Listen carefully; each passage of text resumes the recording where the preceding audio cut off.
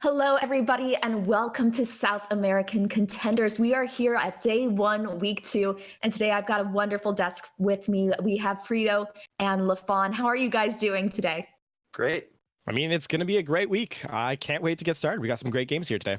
Yes, and to start it all off, we will have Team Isurus, who did place second in last year's, in last season's, Contenders, and they will be up against Fury. So right now, do you think this will be a close matchup, Frito? Well, the thing is with Isurus, when you look at their team, we don't exactly know what we're going to get because things have changed quite a bit from last season. I think my sympathies go towards this team. Isurus, yeah. What did I say? Sorry.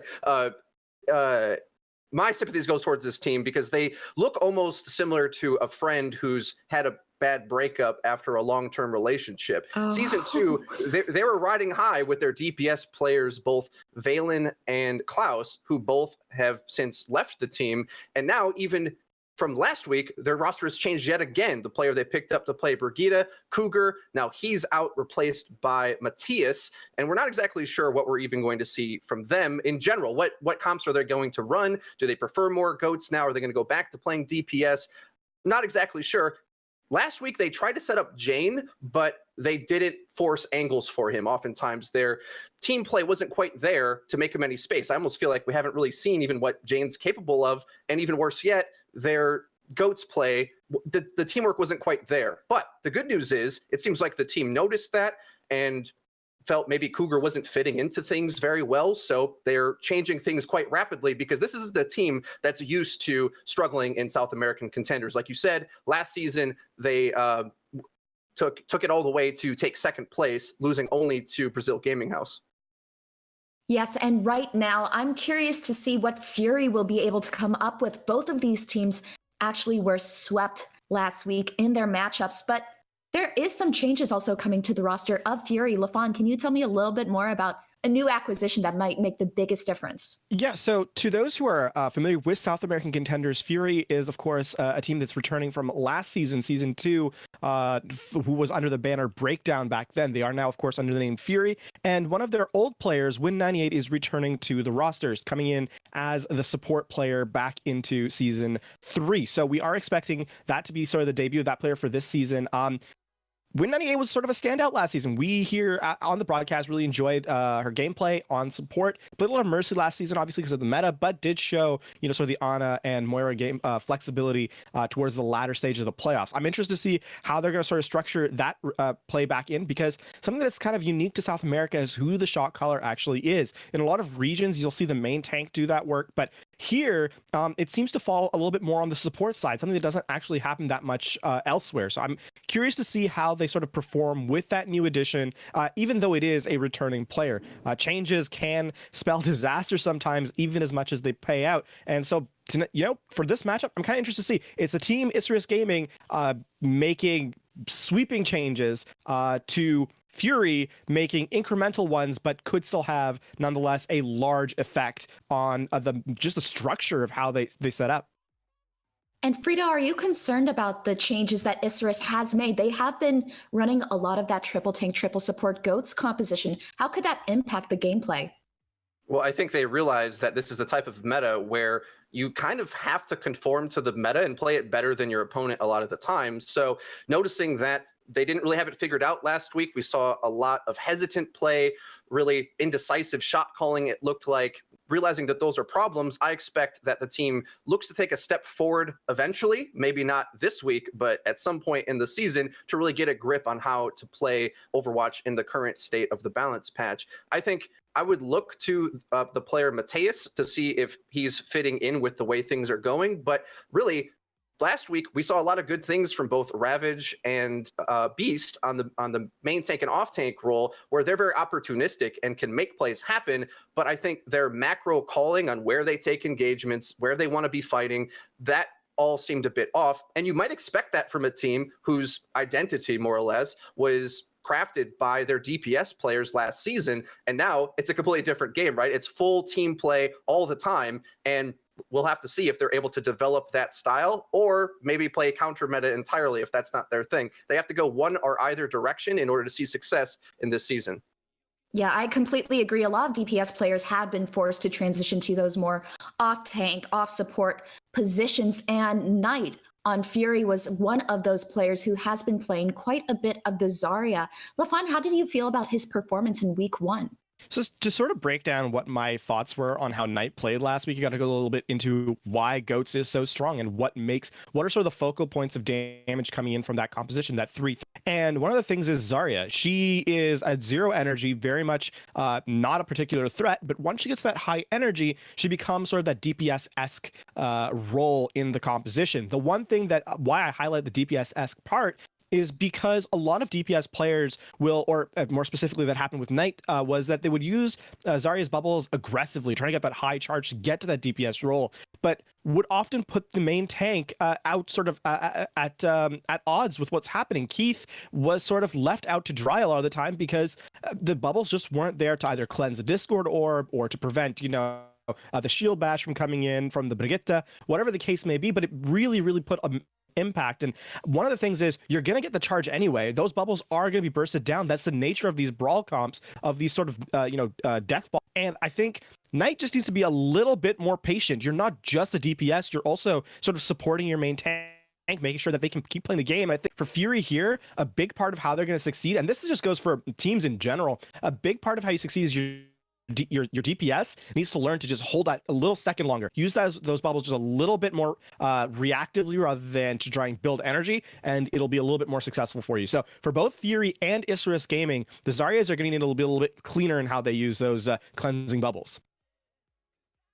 Yes, and Frito, as we do get closer and closer to this matchup, one of these teams will eventually have not only their first victory of this season of Contenders, but their first map win. So what do you think, other than getting that first map and hopefully that first game, what is Isurus trying to achieve today? Teamwork, I think, is the base set of it, where they need to get familiar with playing with this new squad and what their identity actually is. They're kind of in a rebuilding phase, and going up against Fury, I think, is a doable matchup. They have the skilled components individually to be able to handle these players in a one-to-one, but in the full macro team sense, I think most of us probably agree that Fury is probably looking a bit better. And even having spoken to some members of Fury behind the scenes, they hit me up on Discord. They know that this Knight Zarya bubble timing thing is an issue. And I think if they start to really work on that, we'll start to see that Keith is a playmaker on main tank, on Reinhardt, and Ravage, I think, prefers more the Winston play. So either I'd like to see them lean into the Winston diva, maybe protect the president with Jane on DPS, or play Goats a bit better than we saw last week, I hope. Yes, so we are actually going to be headed over to Ilios, where these two teams will first be tested. So let's throw it over to our favorite casters, Labasco and Panda. Take it away, guys. Thank you very much, Katrina. Of course, you have to, I don't know about favorites. Maybe my partner Panda is, but me, no, definitely not. But we're glad you are here with us. It is Isurus Gaming versus Fury here. Both teams coming in 0-1, Panda, into this one. We just heard on the desk, one of the things that we're going to be paying attention to as we watch this go on, especially when we go to Ilios, where we can see a lot of 3-3 comp, Zarya's, how they're going to play. And we know for both of these teams, that was definitely a point of emphasis, at least for them last week, that they didn't have enough of. A lot of good things coming off of the desk. In particular, you're very right, Labasco. The cleansing bubble has seemed to be the most forgotten ability and the most treasured of how you play out these 3-3 compositions, right? So if you, to expand off of what Lafon was saying on the desk, if you throw that bubble out too early, well, your Rhine can be obliterated and you have no shield for all the mass damage that comes through on a 3-3 composition if they are running so. I think that could be a huge implication to how these teams will fare out going into the weeks to come. It's going to be interesting to see the new rendition as well, with Win98 coming back into this the team of Up Gaming. I personally was very taken by her Mercy play last season of Contenders in coming back in the front line to backline communication with Keith. It really worked out well in the last season of Open Division Trials into Contenders with their former team of Breakdown Gaming, and that could change the pace of this matchup today. Now, talk to me about Keith as far as him as a main tank player. We know he's very aggressive. So when you have somebody who's very aggressive, how does that change what Win98 has to do as far as being that main support role? Well, Win 98, the previous season kind of took me as the shot caller of the team or in-game leader, depending on how you like your spices of the morning. But she was really enabling Keith to be in the right position at the right time. You can be a main tank, you can be in the right, you could be in a very forward positioning, but then you don't know what's going on the flank. That comes down to the support to communicate to the front line, which continues on to my conversation on the front to back line communication that Fury has now, as we're loading into our first map of Ilios, is going to be ruined. So expect where you would think might be a couple snipers, could be a couple maze, but in this day and age, it's probably going to be a bunch of goats. And anyway, go ahead. Anyway, I was just going to ask you, you're talking about maybe goats here. Knight is going to be one of those focal points. When you talk about the Zaryas, what is it we need to see from him that we maybe didn't see last week? Well, this comes down to a little bit of differences in between Isurus and Fury altogether. Win 98 coming out here on the Moira versus DDX on the Zenyatta, going back to our conversation that if Knight puts this bubble too early on to the main tank of Keith, can get this corridor by DDX and obliterated very early. Both teams meeting each other on this bridge right above point. A very aggressive charge from Keith, like you said. Very aggressive, just like we were pointing out earlier, swinging his hammer in, staying alive from his team too. It's always nice when they show us things that we talk about, Andy. And very right to say, and that's one of the benefits of having the Moira versus the Zenyatta. You can have more damage from the Discord Orb, or you can have more healing from Win 98 on this Moira. The Orb not being eaten from Beast, actually taking a lot of pressure on this front line. All of Isurus Gaming needs to be careful. Fury are being very oppressive on this point. No one gaining a clear advantage as Fury back into the small cubby. Well, Jane changes that. Dagosteen will take out X Ravage at the very least, but that doesn't matter because right now, Beast getting Shinigami out, there's a lot of pressure gone on that front line, so they're going to be able to push forward and take control here for Isurus Gaming. And this is the scarier momentum that a 3-3 composition can bring you, especially when you have a Winston from Isurus Gaming on the Primal Rage. Depending on how Fury look to take this attack, it's going to spell out how the middle of the team fight kind of plays out, right? So Keith swapping over to the Winston is going to give that mirror matchup, but he's already behind on the ult charge. And speaking of ult charge, the Graviton Surge from Jade comes down and catches Knight out. Jean getting both of those kills in it too. And when you talk about that too, they have so much ult charge ahead anyways, just from that original fight that didn't really make too much of a difference. It's not going to for quite some time. And with the control meter already going up to 32% for Isurus Gaming, this is going to be Fury's chance to get behind this coalescence and really oppress themselves into Isurus Gaming, but they have to get through the support ultimates of Isurus Gaming. Graviton Surge thrown out from Fury, catches a lot of players. Self-destruct doesn't find anything. Self-destruct in answer from Isurus does not get anything as well. Use the sound barrier as well from Fury so they can try advancing forward. 50% already built up to here. Primal Rage popped as well by X Ravage, trying to get onto that backline. With the help of Jane, they're able to get Shinigami out. So again, that Brigitte gone, a lot of pressure out, and that's going to force back Fury once again, Panda. And especially under the rally here from Matthias, we were talking about here on the desk how well this player was going to implement or really be, I guess, enabled from the rest of the team of Isurus Gaming. A fine line in between their previous week to now was the Brigitte play. Wasn't really enabling X Ravage, Beast, and Jane, the 3 tanks on Isurus Gaming. Matthias doing a good job. That late rally to help out the front line of Isurus Gaming, to buff out of Fury's support ultimates. Now Fury with this Primal Rage looking for the re-entry. This is the last team fight scenario. Not going to matter because they have a Graviton Surge. Jane was able to build up another one so quickly. Oh, ends up falling here to Dagosteen, but the kills have come through for the side of Isurus Gaming. They just have to back away.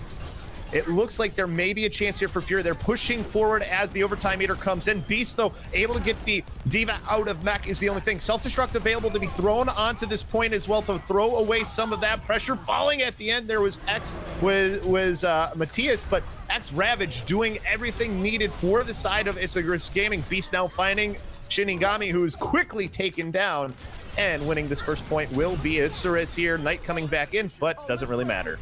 Yeah, Isurus Gaming just a minor step ahead of Fury. Fury came out there on that Reinhardt, do not forget, and that's late swap over to the Winston because the fight lasted a long time. Got caught out in a proverbial ult economy deprivation, really. It was really Isurus Gaming, their main tank of X Ravage, isolating the targets of Fury very well, displacing and really throwing them for a loop, right? Once your Brigitte is out of position to not be on the front line with Dagostim and Knight, is when you lose that Inspire uptime, and then that's a lot of healing out of the way. Sure, you had the Moira from Win 98, but as we switch over to Well, we're going to have a little bit more of a flexibility composition from Fury. A little bit tip your hat to the last season. Shinigami is going to show us his Pharah. Win 98 over to the Mercy. Isurus Gaming, they're not budging. They're going to come out here on this dive 3-3. DDX's Zenyatta with this Discord Orbs have been a pain for Fury to deal with. And we know that direct rockets will do more damage for Shinigami. Of course, have to get control of this point here. Got to wait for it to open. They were the first ones to get there, so at least Fury has positional advantage of being where they want. Shinigami still throwing rockets down, trying to find a backline target. Here has the, so close, taking out the Zenyatta, could not get it. Now using the rocket to boost away, but Matthias finds Express on that front line. Knight rocket punching in, though, takes out DDX in the meantime, so we're even 5v5 here into this fight. X-Ravage still with control with his Steam. Doggo's Steam pushed out, trying to get the boop of X-Ravage, but had his jump available, and Isurus Gaming taking control of this point first once again. We know how important that is, Panda. Yeah, and the resurrection comes through for Shinigami, so the fair's back into place. So both DPS for Fury being here real healthy. A quick Meteor Strike for Knight to find the punch out of it onto Kha'Zix, so the flex support back and out of the fight for Isurus Gaming, but nobody's taking control of the point. You got rallies coming out from Matthias, and the man advantage heavily in the favor of Isurus Gaming. They're just cleaning up Fury, and they're going to take the first flop onto the point, and they have a plethora of ultimates to play around with in this next team fight, Labasco. They will have a sound barrier, but more importantly, they have the self-destruct. X-Ravage with that Primal Rage on Ruins was a real standout ultimate being used for Isurus Gaming, but Fury's Keith does have one to combat it against. The difference for these two teams is how Shinigami is going to implement this barrage. They could attack this point well under the Valkyrie. That is a lot of good chain healing for the dive to come back through for Keith and Dagassim, but it's really all about how Shinigami takes the attack on the barrage. Shinigami advancing in. The Diva did fly up, so they know that the rockets are going to be available, at least not for a second, or the boosters, excuse me. Keith finding DDX and X-Ravage getting Knight, but Daggo's Steam finds one of the backline characters in Kha'Zix, so this is going pretty well for Fury. They haven't used too many ults as of yet. They still have the barrage available here whenever Shinigami decides to use it. They will be able to get control, but 50% is already built up. They have to just finish off this fight. They commit the self-destruct into this fight along with the barrage. Shinigami getting these last few, but still available are a few players from Isurus as they're pushing back. DDX and X-Ravage in the Primal Rage. Find two. Another one for X-Ravage, and they're going to be able to get control. Wrestling it away here from the jaws of defeat in that fight is Isurus Gaming. And Fury, they got stumbled in the middle of that fight. A early sound barrier from Express. That defensive ultimate wasn't available for all the incoming damage for Isurus Gaming. X-Ravage having his way, and Fury's Shinigami almost did enough damage through the healing of Isurus Gaming in that last fight, but it just wasn't enough. Knight's gonna come back over here onto the Zarya, try to get this last team fight going, but the Graviton Surge from Jane catches them on their intro. Does a great job. 3 players down, and now they've got 4% to try and get onto the point. DDX takes out Shinigami, so you've got one of those players who can get back extremely fast. Gone, and Isurus Gaming will win map number 1. Can't make it back to the point in time. A very aggressive early fight spelled the end for the support ultimate economy for Fury as they were trying to get back into that fight. Express trying to speed in there with Knight on that Doomfist and with his main tank Keith on the Winston. Got caught out and really got suppressed there. Only had one sound barrier, and it was a little bit too early. Fury, you can see the bright spots coming out from their entire team, but it's not by way of being, I guess, caught out by the shield bash in the sun. You can try to play dive, but you need to be able to track where that Brigitte is. And I could see why they wanted to pull out the Mercy and the Pharah to give them a more, I suppose, an overlook of the team fight, so that way they could try to track the more crucial members of Isurus Gaming. But Isurus Gaming, they were just not stopping. There was no red lights in their district, and they were just running over Fury Gaming with that Discord orb from DDX. As far as moving forward for the side of Fury, I mean, what really do you think is the biggest change that has to happen? I mean, it seems like Isurus has a really good grasp, at least on the 3-3 in this fights from what we've been seeing. I mean, there was the one time where it looked like they had the chance, but then the sound barrier comes out too quickly. So for Fury, what needs to change going into map number 2 here? This was kind of our speculation on what we were talking about with our the introduction of Win 98 into this team, right? We saw the Moira, we saw the Mercy, but we haven't seen much Zenyatta coming out from Fury Gaming, and that is just what's in right now. It's what's hot, it's what's selling on the market for the 3-3 composition, and it really spelled the difference for the entirety of Ilios so far, Labasco. So I think for the sake of Fury Gaming, they really need to continue to have Win 98 on that Zenyatta. May not be a comfort pick. We saw a little bit of it at the end of Ruins, but that Transcendence is just too clutch. But the more important part is the Discord Orb. That's a lot of damage that you're missing from your team, and it would just really enable Keith that much more. We know him as an aggressive tank, but if you Discord Orb the enemy Zenyatta or the enemy Zarya, that Winston Tickle Cannon, it turns into a death ray, and it could be very devastating for any squishy character to deal with. As you see here, replays on your screen, X Ravage, like I said, was just having his way, and that's only because of what I was just saying. DDX landed Discord Orbs, the monkey would come flying in, and he would absolutely obliterate the target. Yeah, X Ravage was definitely a highlight in that game. And like you said, he was somebody who was enabled so well by his backline, just being able to do whatever because of the Discord Orbs. As far as the side for Isurus Gaming, is X Ravage the one who stands out the most to you? I think Jane was one who standed out for me a lot because we talked so much about Zarya play coming into this. Zarya was really good. It was fantastic. That Graviton Surge that spelled the end of well in the entire map of Ilios was fantastic. But I think the entire team for Isurus Gaming, you can definitely say they're playing like a well-oiled machine. They're playing this composition very well of 3-3. They're setting up X Ravage, which is why he looks so stand out.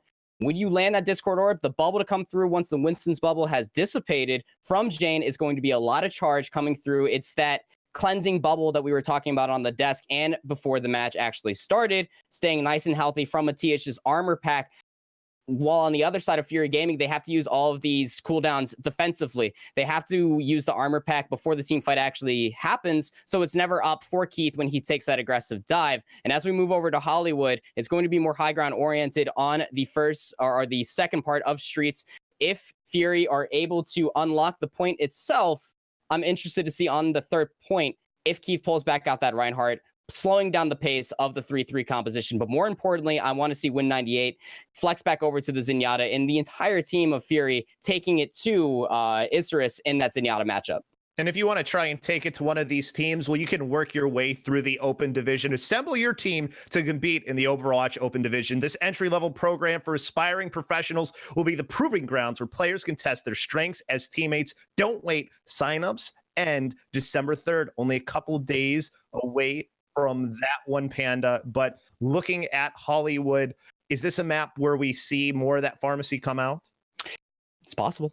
It's very possible. I mean, Point A attack used to be Farah's playground for Hollywood, so I mean, it's very possible. But again, we were making jokes about it earlier before the broadcast actually started. Just like, hey guys, they have a 3-3 composition. We could just run Farah, and they can't do anything about it. Will you be surprised how much armor and healing you actually have to get through with Farah? And don't forget, the splash damage on this current patch that we're playing on this season of Contenders is the live Farah, so that splash damage is very minuscule. You have to land those direct rockets to really get that big bursting damage that Farah used to get in the previous season of Contenders when Goats really started to become, I guess a real standout composition as it is today. You have to be more direct, and when you're Shinigami and you spend a lot of time on Brigitte, maybe some of those mechanical skills could fall off slightly, but never in the end, it is something that they have in their pocket. They're Genji as well. So if they want to play that flex game, the Sombra Genji could definitely come out to play. Don't forget that Knight came out there on that Doomfist, which is an armor buster. You have a plan as Brigitte until you get punched in the face and into a wall, and Doomfist is always pretty good for that. They just need to kind of course themselves together as a team underneath the Valkyrie of 198's Mercy, and I could see almost anything happening for Fury from here on out. I think it's a good point that you bring up the Doomfist, because Knight being on that, the one thing that you usually see with it would be the Sombra. So I don't know if we've seen Shinigami play any Sombra yet. I don't believe so, but I mean, that's sort of the one hero who sort of helps enable what Doomfist can do. I mean, right-clicking a hero who's been hacked is one of those things that is super, super easy to do. Is that is that something we need to see them do if they want to try and stay away from those 3-3 comps? Well, let's put it this way for you at home, ladies and gentlemen. I'm sure you face 3-3 compositions. I'm sure you face Sombra. The most important part of 3-3 compositions are your cooldowns. What's the one thing that Sombra does better than anybody in the community of Overwatch? And that's taking your abilities away. She has the one and only hack ability to make that 3-3 composition. All the shields gone from the team, and the most important part of that role, Labasco, that we were talking about is Zenyatta. You leave him with 50 HP, he gets obliterated, but we haven't seen much Sombra play coming out from Shinigami. If anybody would probably play, it would probably be Knight to set up Shinigami's Genji. However, it seems that Knight has the more broad hero pool, let's put it that way, that he's able to pull out the Doomfist, the Sombra, the Zarya, while Shinigami seems to be a little bit more of that niche role with that projectile DPS still in play. Here in Overwatch to this very day, as a DPS player, you almost have to be ready to play a multitude of heroes for a very decent compositions that can be played, because your Doomfist could be very close to a Meteor Strike, but you might need a Sombra, and that's where you would need to swap over to one. But if you won't have that in your hero pool and you swap over to a Genji, you can get shield bashed and immediately suppressed, which could be very dangerous in this day and age. As we finally load over to our second map of Hollywood, and it will be Fury doing their attack first. So if they play that flexibility game that we were just talking about, Labasco, it's here and it's right now. Now looking at the defense coming out here, Panda, it looks like they are going to go with that 3-3 comp, that GOATS comp with the Zenyatta. So 3 supports, 3 tanks. Thoughts on this? I like it. I'm not gonna lie. I mean, it's always been very strong, and it's worked out for them so far. It didn't work out for them so well last week, but with this new DPS being implemented with Matthias, it has been very strong thus far. Even on maps where you wouldn't necessarily see it, they're very good at playing around this Brigitte, so that way they can enable X-Ravage that much further. We didn't see much Reinhardt in the previous map, and it's gonna be a little bit of a different pace here, but Fury is gonna go tit for tat on that one, coming out with his own Reinhardt, 3-for-3 matchup across the board. Win 98 on the Lucio this time around, and Express on the Zenyatta. We do know, of course, Keith, a very aggressive Ryan as well. See if Keith decides to push forward here, gets the bubble on. So the bash coming out. Nobody was there to follow it up, and X-Ravage takes advantage of it. Shinigami will fall, so Isurus Gaming taking the early advantage in this fight. And Panda, you have the bash come out from Shinigami, but there was no one there. Backed up was Keith, who I think that bubble came out a little bit early, it seemed like maybe from Knight. Yeah, and that's just the one misstep that you can't take as a Brigitte player. You're on the front line, right? But if you miss your shield bash and it's untimed with your Reinhardt and the rest of the front line, you're going to get absolutely destroyed. Look at the ult charge for DDX on Zenyatta. He did so much damage in that last fight and so much cleanup ability from the front line of X-Ravage, completely negating any sort of inspire that Shinigami brought to the table. He's falling low again, and Fury Gaming, they need to stick together. They need to work as one to take down the shield and the big beefiness of X-Ravage, but this Shatter and the Transcendence could be hard for Fury to cut through. And that's the thing too for Keith, he can't be as aggressive when he knows there's a Shatter on the other side. More than likely they know this for the side of Fury, and that's why they're being so careful here. Keith just swinging away when he can, but having to make a move eventually is going to be Fury, and now they decide to push forward here, use both their bubbles. Seeing that, X-Ravage with the big use of his Shatter, finds a few. Only one is able to fall though. Transcendence did come out. Graviton Surge though here in response after it ends. Knight has a grab of their own, but Beast with 2 in the self-destruct, and Jane finds Knight. So this is going to be a win eventually for the side of Isurus Gaming, it looks like, but it looks like Fury is coming back here. Self-destruct, and Shinigami with the good shift is able to find Jean. So Fury able to ring control back away, even though they lost so many there at the start. The spawn room advantage is definitely in the favor for the attackers on Hollywood Point A, and that was really flexed on by Fury. Quickly charging back to the point was Keith, though it was at the end of the fight. Throwing out that self-destruct for Dagassim to get another mech was the right play, because Shinigami was right there, like you saw, to clean up on that Zarya and for Fury to unlock the payload and continue on to the street space. Another rally is going to be played out, but it's Matthias this time around. They're aggressing onto the payload. Oh, his Earth Shatter gets bashed out. Great bash comes from the new DPS and Matthias. Beast and DDX take down 2 to start the blows that come that force everyone back on Fury as they're back in spawn, just trying to gather some charge from the spawn doors too. And that's smart fight decision making there from Isurus Gaming. They had all of their members alive, so they sped boost back onto the payload underneath the rally of Matthias. Yes, they stole the ultimate away from Keith, but more importantly, look what the card is. It's almost gone absolutely nowhere. That Isurus Gaming can continue to play their game, and so aggressively, they're about to have a Graviton Surge and Beast Self-Destruct. They found to do last time. Where's it going this time? Only problem is the Graviton Surge is used by Fury, first by Knight. Knight in there dealing damage, gets stuck into the other one. Beast throws in the self-destruct, takes out both of the main tanks, and that will cause the supports and the DPS to trail away and try to get back to spawn, but not able to get back in was Win98. Kaizek finishing off with the help of the Zenyatta and DDX. And Graviton Surge, self-destruct coming through there on the tail end of the fight for Isurus Gaming was very, very good and well played out. Fury, they have no support ultimates coming back into this fight, but they will have a rally available, so certain armor going underneath the shields for Express could give him a little bit more longevity in his next fight, but Isurus Gaming have one of their own. Keith's Shatter got stuck out last time by Matthias. Will Matthias be on the front line to stick it out this time? Keith is looking for this Shatter here, Labasco. So is X-Ravage, so we'll pay attention to that. Out comes the one from Keith, finds nothing, and now the response one by X-Ravage takes down Keith and will cause the wipe to come through. X-Ravage swinging that hammer afterwards, looking for another one. Can't find them though. Zen's able to get back inside and Express, but Fury having a lot of trouble here with 2:15 left to go. Shinigami's having a hard time staying alive through these fights, even with all the armor and all the sustain on the front line for Fury. They just can't seem to get a firm attack onto the streets phase of Hollywood. It's inching through since the capture point, but Isurus Gaming always have a plethora of tank ultimates recycled every other fight. Another Graviton Surge and self-destruct to come around, but more importantly, the Transcendence. Labasco, DDX has been a stalwart for Isurus Gaming defense so far, and he has it yet again. Look at all that armor that's left over from the previous fight too. He is not going anywhere anytime soon. Jane falling to there in Keith and Knight with the help of the team as they push over to the spawn doors of Fury again. Yeah, once more, X-Ravage having his way on this fight. He's getting as much all charge as he possibly can. Big Flame Strike to get 18% shy to his next Earth Shatter. But look at Jane. He's hiding out on the villa. He's gonna get him this flank Graviton Surge. They don't see him. They don't even have anything. They have Transcendence ready for it. There it is.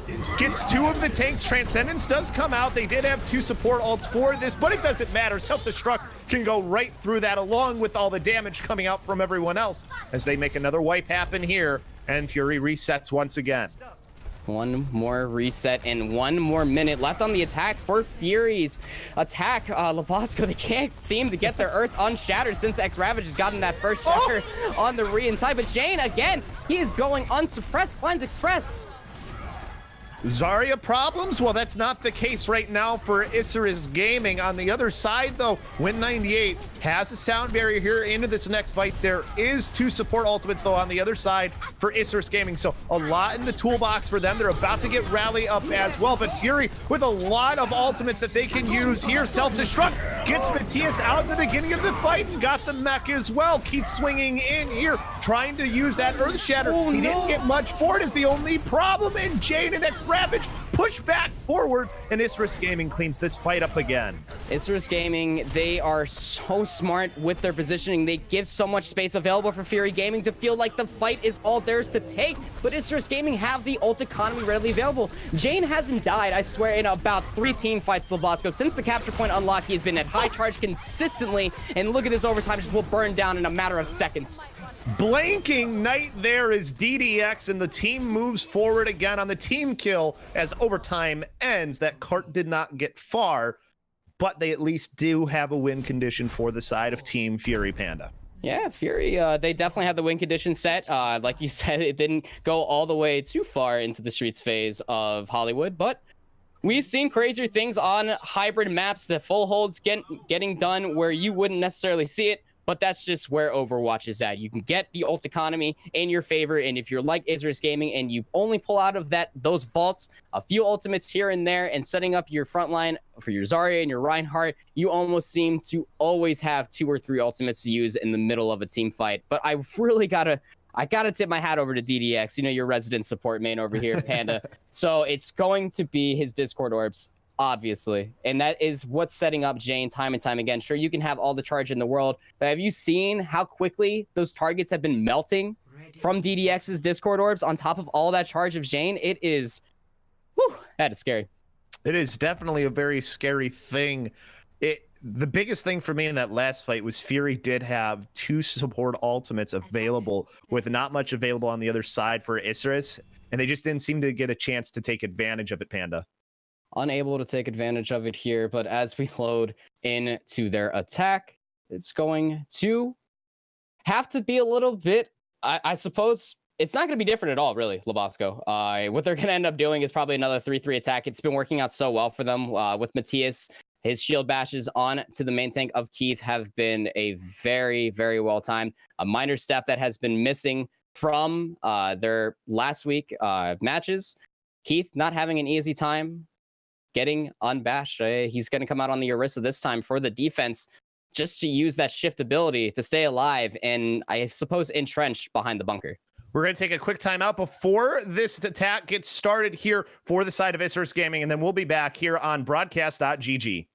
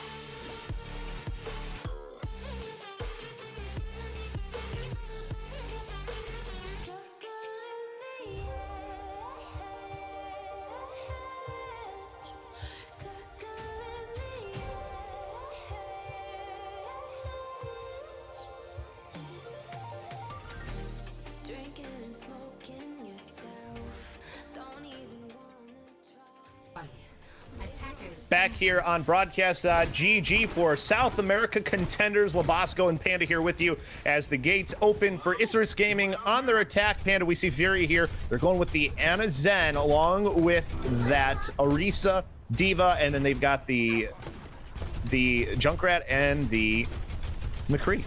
Yeah, don't mind us over here, folks. We just got minorly shield bash. Our ultimates got taken away, but we charged up to another one, and this attack for Isurus Gaming is looking quite different. They're going to come out here on a flexibility composition. Jane on the Pharah, Matthias on the Doomfist. A DDX on the Ana, double main heal with Kaizak to fly in the sky with Jane, but X-Ravage getting a little too aggressive onto the dive for Express, and is going to have his head blown off. James just going to go back away, seeing that the team fight is already lost. Fury with a good start here, and Knight already almost up to that Deadeye as well, 60% of the way there.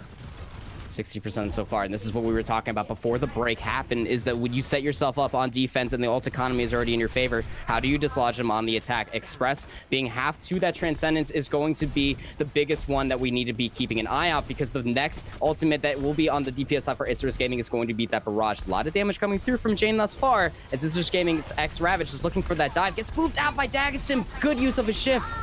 Not as beefy as a comp 2 to be able to take that if Jane's able to get that damage out. Matthias gets Dagostim out of mech at the start here. Shinigami throwing in that mine with the help of Express takes out Matthias, but Jane doesn't care that he doesn't have his DPS partner, because he's continuing to throw those rockets in and eliminating players on the side of Fury, so they will get control here. Looking like Dagostim might go for the recontest though. Nope, just going to make the switch to Hammond here, maybe to get away. Beast does take out Anna as well. And remember, it's not far that this card has to go. Their regroup has to come quickly, and they have to get back over to where it is. Barrage out here early from Jane, takes out Keith. Knight does take Jane out in the meantime, but they still have to hurry and get back to where the card is here. Diva Mech ends up getting lost thanks to Dagostim, but Kaizak's able to get Jane back into this fight. So they're still keeping this team away, and that card's still pushing towards that golden box. And they're just waiting for the next moment that they can dive back on. So Matthias is going to go back on. Nobody gets onto the point. Labasco. Isurus Gaming wins the map. They go up 2-0. They couldn't get back in time, Panda. So that aggressive push forward paid off for the side of Isurus. That was incredible. I was just about to say that the swap from for the Winston to Keith was just so timely. He was able to make it back out there on the forward spawn in time as the Winston player. The dive, they were all there, it seems, but they were just desynced minorly. They saw the payload getting closer. The Zenyatta ultimate came through, transcending Zoom Yata over to the point. Just a little too slow. Maybe needs a little bit more RPM to speed up that Omnic. Well, we're going to speed up what we're doing, and we're going to throw it to our desk because they're going to get you up to speed on everything that happened here. So, Katrina, go ahead, take it away.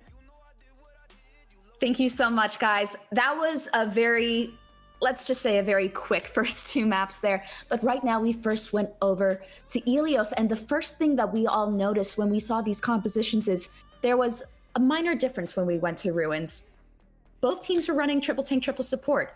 But LaFon, what was that key difference? So to break down kind of why this game has been so quick so far, we got to talk a little bit about what like GOATS, or the 3-3 as it were, is has evolved. Obviously, the way it first started off, the way it first developed was that 3-3 had the Moira. You ran the Ryan, the Zarya, the Diva, Moira, but to get Lucio, and you had a lot of healing. You were able to sustain yourself for a long time, and you just moved together as a huge.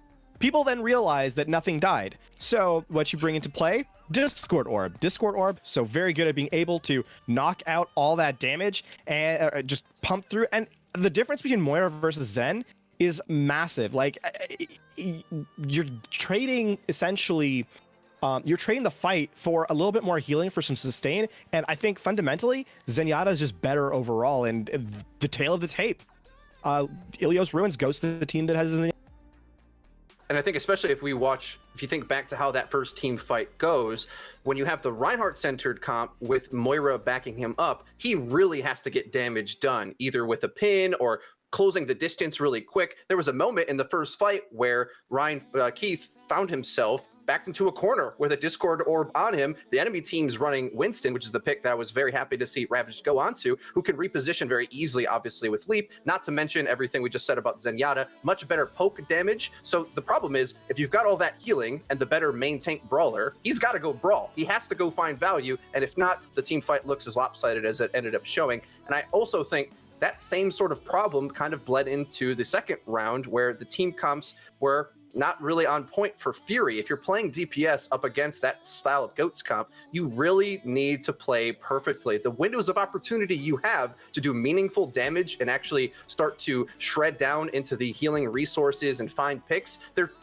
razor thin. And that's the reason why oftentimes we see mirrors in this meta. So kind of getting beat up a bit by not picking the right compositions. We were theory crafting maybe that is them leaning into Win 98's strengths, playing the Mercy. They've got a good Pharah player as well, but it just takes so much more skill and outplay, I think, to come up on top against this really refined 3-3 composition that is the meta standard. I think I also want to touch on something about the 3-3 that kind of gets left by the wayside. 3-3, the GOATS comp, is so very dependent on power spikes, right? You get the early play with the the bubbles to get your Zarya up to charge, micro missiles from Diva if you're playing the tank, so their engage potential, Discord Orb, the healing orb, whatever the case may be. You've got those power spikes that are based on cooldown. So once that power spike goes up, it levels off, and you have to wait till your cooldowns come back to play so you can go back in with another power spike, and then obviously your ultimates come into play after that.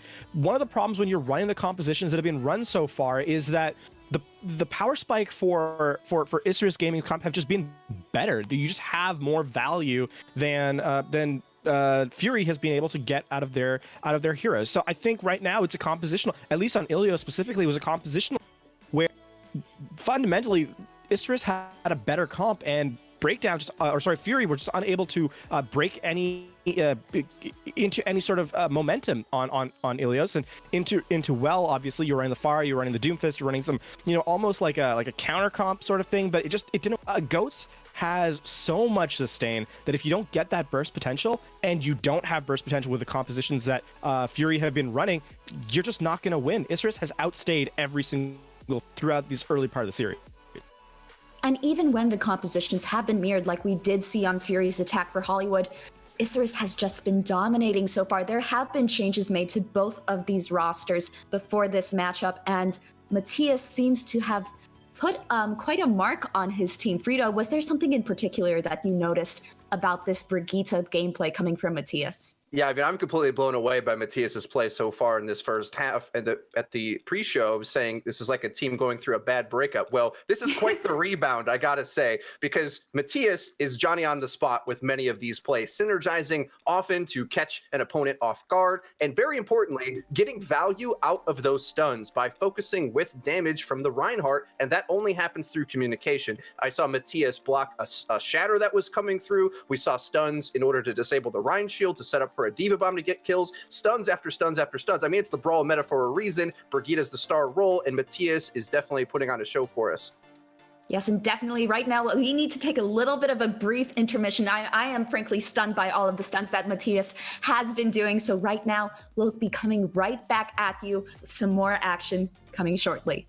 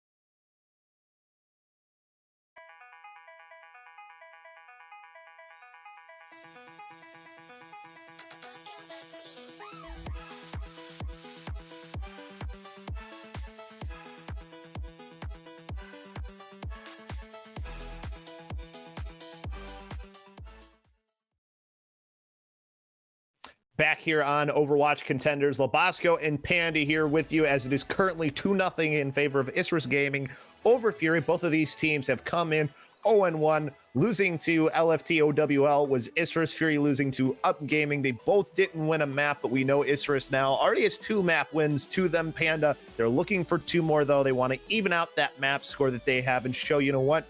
Week 1 was just a fluke. It might as well be just a fluke. I mean, I want to piggyback off of something that Frito said on the desk. Matthias has been a standout play here, and sure, yes, playing the Brigitte, you can go ahead and say what you want. Resident sleeps in chat. I don't really care. But when you have a Brigitte player really implementing the front line like Matthias has, you can see the difference. Last week, you can take this team of Isurus Gaming and you can throw it out the window because they look like a completely rejuvenated team. They are coming out of the gates very strong. Catching Keith's Earth Shatter was the play that I was just like, all right, no, he's got it all going on. He was able to time that perfectly. He's able to combine with X-Ravage when they were doing their Shield Bash Shatter combos, making X-Ravage look like an absolute unit on this front line with the armor packs, keeping them in his pocket, and really, pun intended, inspiring the rest of his team to follow through. I'm glad that you brought that up because that was actually something I wanted to ask you about, was how the new DPS player has really, I mean, he fits in so well right now to this team. He is playing in sync in a comp that we know is so important. We like you said about resident sleepers for Brigitte, that's the same thing that you can say about goats. But but the 3-3 composition is a very team-oriented and detailed comp. If you're not doing the correct thing as part of a whole cohesive unit, the whole thing falls apart. So, I mean, how impressive is it that he's been able to sort of just sync with this team so well, and obviously not that much time? I like that line too. It's very strong yet fragile composition 3-3 is too. And we said that on Hollywood when Shinigami took that misstep. You can't really have those missteps as Brigitte. It really slows down the rest of the pace. If your Lucio doesn't have the amp it out because he was healing now because the Brigitte took a lot of burst damage, or say another tank, then you don't have it for your speed boost. Same thing with that team bubble. Team cohesion is only played out and panned out by their synergy and being able to communicate with one another. So I don't know, Labasco. I want to keep saying that we're going to see this flexibility coming out from the team of Fury to make this reverse sweep happen. My heart says that they're going to pull it out, but with Isurus Gaming looking as strong as they are, with their new DPS being fully implemented, it seems, they are holding strong behind that shield.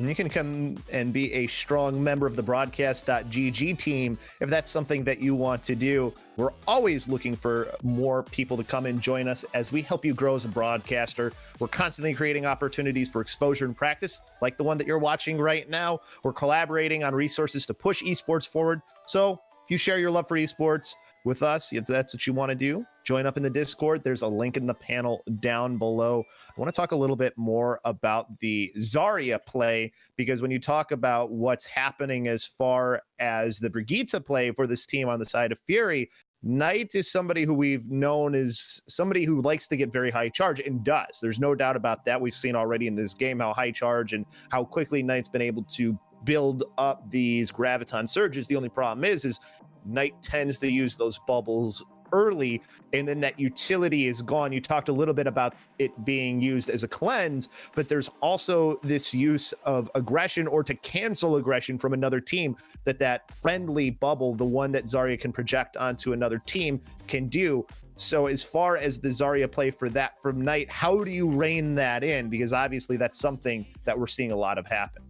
Just to expand off that a little bit, you can't cleanse over aggression, and that just seems to be the problem for Keithon as Reinhardt. I wouldn't say that you rein in all the charge, because to me, Knight is a bottle full of lightning. He's willing to get that high charge, and he can dish out the damage. But when you don't have the frontline pressure being cohesively held together by that glue that is your main tank in this composition being your Reinhardt, when you overextend like that and leave your team in a proverbial 5v6, that charge means absolutely nothing. If you don't have personal bubble up, that's an extra 200 damage that the enemy can freely just put onto you. And when your healers are desynced, either they're trying to go for a cheeky sleep dart, resurrection, whatever it may be, the entire team of Fury Gaming are having a hard time just reining in their main tank.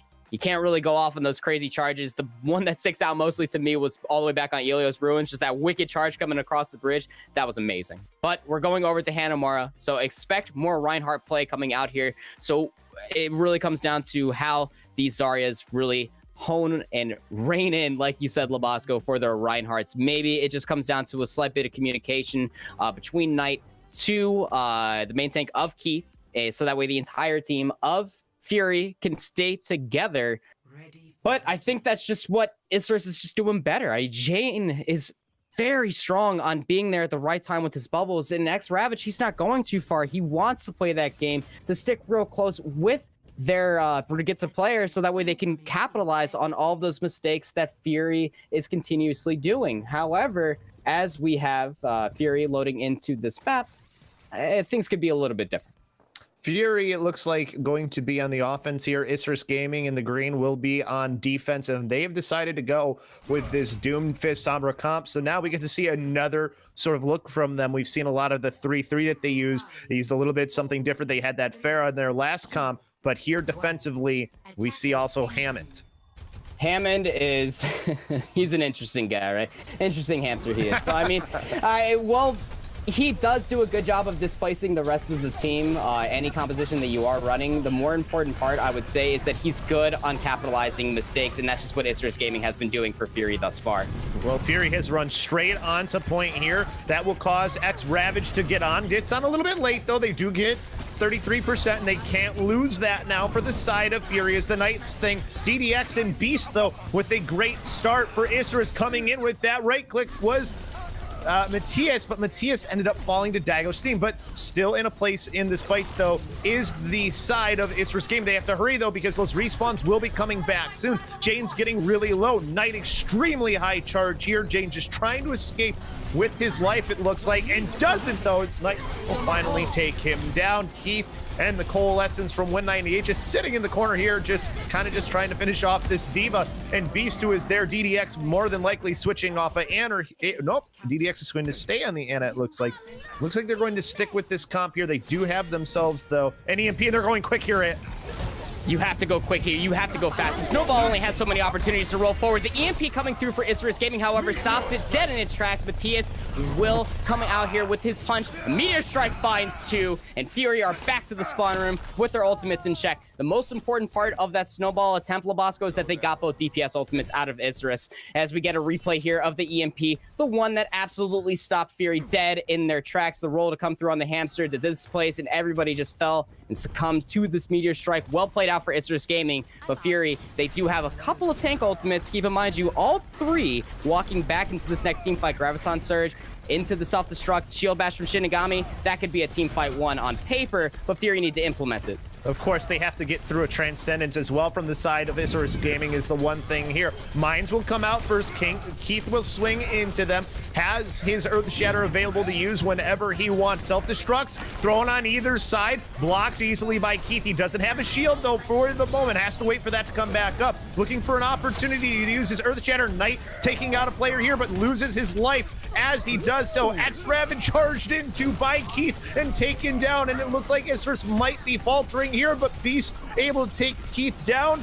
In the meantime, looking for another elimination, has to try and stay in mech, though. Out come the support ults on either side. DDX also has available that nano boost to use. Matthias back in and gets Shinigami down, forcing back Fury here. They did manage to get over 33%. Can't lose that, Panda. Yeah, Keith swapping back over to the hamster, trying to get back to the point very quickly to regroup with his team, but it's going to go back to spawn and swap over to the Reinhardt. They're going to try to attack this again as a 6 full team. They're going to have another Coalescence from 198, but they didn't get the full value out of Shinigami's rally, which is very unfortunate to see. Knight does have this Graviton Surge, but you need a little bit more oomph behind it, right? You don't have a nano boost to go on side Keith for more damage in that cleave. And just take a look at Fury. They're just trying to stop X-Ravage from being a absolute nuisance in this backline. Matthias eliminating Shinigami at the start will probably cause this team of Fury to go back and wait here. You do have a chance to at least let Knight try and get high charge. So when they do use that self-destruct, they can maybe get a little bit out of it. Only problem is so many ults on the other side, Panda. A lot of ultimates to play around with. These two ultimates in particular, the EMP and the Meteor Strike, spelled an end to the beginning of the Snowball attempt for Fury, and they have it up again for Isurus Gaming as they walk back in. Minefield is ready for X-Ravage, and the Nano Boost still being held by DDX. It comes out, but the EMP is huge. Massive EMP along with the Meteor Strike finds Express. Two more for Matthias, using all of his cooldowns to get those eliminations. Yeah, and gonna end up being a fast and quick cleanup here. You can see here on the replay for your screen, the Nano Boost, the EMP, the Meteor Strike, a quick spawn for Fury is coming through. X-Ravage will being able to be... It's implementing this very well. A hamster is not a very easy tank to, I guess, replace that main tank role, but you can't put down a shield, you can't put down a bubble, but you can still create an immense amount of pressure. We'll have that minefield left in his pocket coming through the pile driver on everybody as they're trying to walk through the bridge. Support ultimate up too for Kaizek as well into this fight. Knight still looking for an opportunity to use that Graviton Surge. Hasn't had a chance yet. Had to get through some mines. They now start to advance towards the point. Take control of it for the moment, but Knight ends up getting hacked here by Jane, and Knight will fall to DDX. Huge loss of the Graviton Surge, and Matthias eliminates Win98. Trying to blank another player is Matthias, misses with the Rocket Punch, will now use the Meteor Strike to try and get the Shinigami, who's trying to escape. Can't do so. Discarded by From Above. Yeah, Matthias using the Meteor Strike at the end of the fight, whether it was for his own greedy kill or for his own life, we'll never know. But they don't have that combo anymore. We've been seeing this EMP Meteor Strike combo being used time and time again for Isurus Gaming on this defense. And now it's one team fight away, 2 minutes 30 seconds for Fury Gaming to take this point B attack Labosco, and they have the Graviton Surge. They have all 3 tank ultimates, keep in mind you, and this is how they got that 50% in the first place. Fury Gaming going down main one more time will be Pile Drive. I can only imagine by the hamster, a DDX on this Nano Boost, and the Transcendence being available. They catch Matthias out. The grab doesn't really do too much. Does get DDX and Matthias, but the only problem is there's still players left alive. EMP maybe didn't get as much value as possible, so the timing ends up working out here, at least for the moment, for the side of Fury. Self-destruct onto the point to try and keep this going for Isurus Gaming, but control right now on the side of Fury. They have a lot of ultimates to work with. They're going to use the Earth Shatter here to eliminate Matthias at the start. DDX back onto the point, gets bludgeoned by the hammer of Keith, and keeps swinging into Jane. The maid does not stall for long. 1:43 left to go, and they finally take control of this point.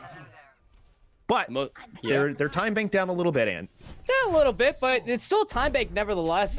Keep in mind, for Hybrid and Assault, that time bank is the strongest thing you could walk away with on a point B take for any Assault map in particular, so that way you still have that condition in tow onto the next attack for Isurus Gaming. If they can finish out with more time, they will play defense a second time, or if they finish with less time, they will attack. The most important part here for Isurus Gaming is to finish out Hanamura with time at all, so that way they can face a chance to win the map rather than just to have it draw out against Fury. But Fury, I gotta say, they were looking really good. They understood that the times that when the fight was inevitably lost, that they had to regroup. They had to pull their resources. They had to draw on that whiteboard in the spawn room. This is what we got. This is how much percentage we have to the control point. What do we need to do to capture the rest of it? And pulling out that Graviton Surge 2 fights under was a very good job from Knight, and you can't go unscathed against that burst healing that Win98 was producing on that Moira. Not a lot of utility that Moira brings to the table as far as defensive ult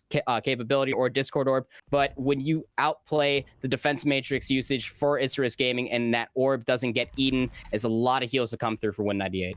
Isurus Gaming here still deciding what they want to do attack-wise, but for Fury, defensively, Knight's going to go onto the Doomfist. Shinigami will be back on the Pharah here. They're going to have those dive tanks as well. So tell me about this comp that we're seeing from Fury, because this is a little bit different.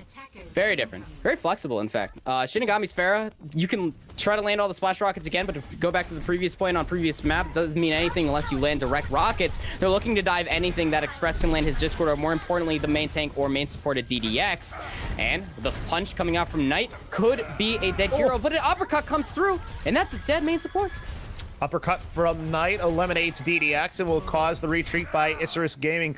We'll see if they decide to make any switches here. Either DDX is going to switch over to the Zenyatta, so they would rather have that Discord Orb, it seems like, for what they're seeing from the side of Fury. Beast needs to get topped off here as they've got a couple players. Jane is switched over to the McCree to try and deal with the Pharah. So they have some hit scan available, and Shinigami extremely close to getting that rocket barrage, speeding their way through right now as Isurus. They do manage to at least get through the choke, but Beast is going to be lost as a result of it is the only problem. So now they're caught between a rock and a hard place here. Shinigami with barrage as well, just waiting right now as Isurus, as they are in a really precarious spot.